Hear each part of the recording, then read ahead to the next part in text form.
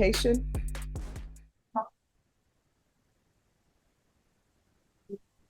And he is on page 9, the last one.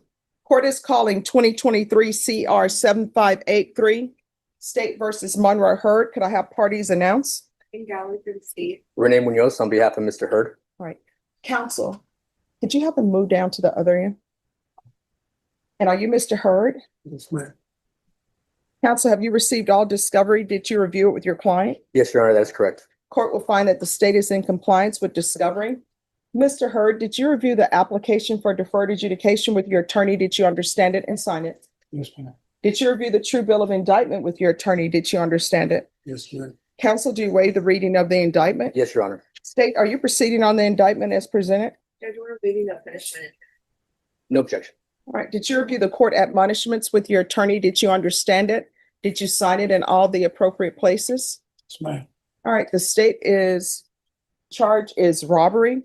That's a second-degree felony. Range of punishment is anywhere from 2 to 20 years in prison and up to $10,000 fine. If you have a plea bargain agreement with the state, the court does not have to follow your plea. If for any reason the court does not follow your plea and gives you more than you bargained for, the fact that you entered a plea will not be used against you and you will be allowed to withdraw your plea. Did you understand? Yes, ma'am. You have a right to jury trial, a right for you or your attorney to cross-examine and confront any witnesses. The state would call in the right to remain silent. By entering this plea, you're giving up those rights. Did you intend to give up those rights and enter into a plea in this case? Yes, ma'am. Did you understand if the court were to grant your application for deferred adjudication, if for any reason your deferred adjudication were revoked, the court could find you guilty, sentence you up to 20 years in the prison and up to $10,000. Counsel, has your client been able to provide you with any defenses? He has.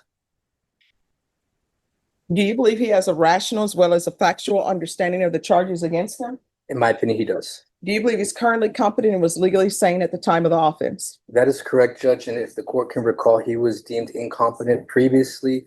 However, under the magistrate court, he did undergo competency restoration services at the state hospital, San Antonio State Hospital, which they deemed him restored to competency. The matter was referred over to the 187th District Court. So after being appointed his case and speaking about the allegations of this charge, I do feel at this current time he has a sufficient understanding of the proceedings against him, Judge.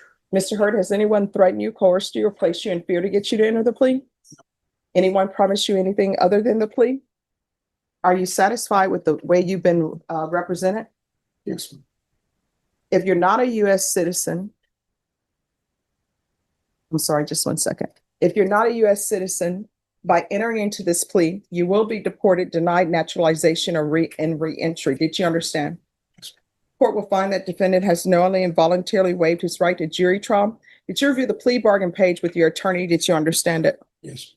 According to the plea, punishment is to be assessed at a cap of 6 years in the prison. There's a $1,000 fine in the state as opposed to your application. Did you understand that to be the plea? Yes, ma'am. Defense is at the plea? Yes, Your Honor. State is at the plea. It is. Did you review the waiver of appeal paragraph with your attorney? Did you understand it and sign it in both places? Yes, ma'am. By signing that, you're waiving your right to appeal. The only items that can be appealed are written pretrial motions that have been filed, heard, and ruled upon by the court. Did you understand? Yes, ma'am. Counsel, are there any such motions? No, Your Honor. Then to the offense of robbery, how do you plead? No count. State, any evidence? It offers states one attachment. No objection. State, you may be excused. Did you review the waiver and stipulations with your attorney? Did you understand it and sign it in both places? Yes, ma'am. Again, did you understand you have a right to jury trial, a right for you or your attorney to cross-examine and confront any witnesses the state would call in the right to remain silent? Yes, ma'am.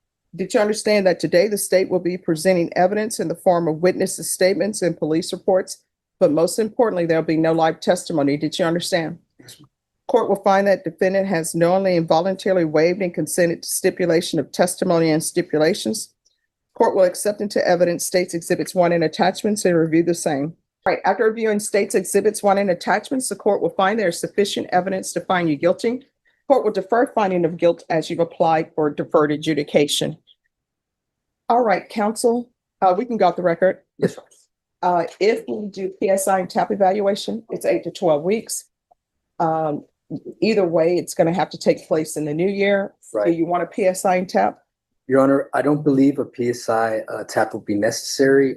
However, we are requesting that sentencing get reset, so I have the opportunity to call witnesses and to inform them of the date, so I can advocate on Mr. Bird's behalf. All right, which date in January would you like? Would the court possibly have availability on January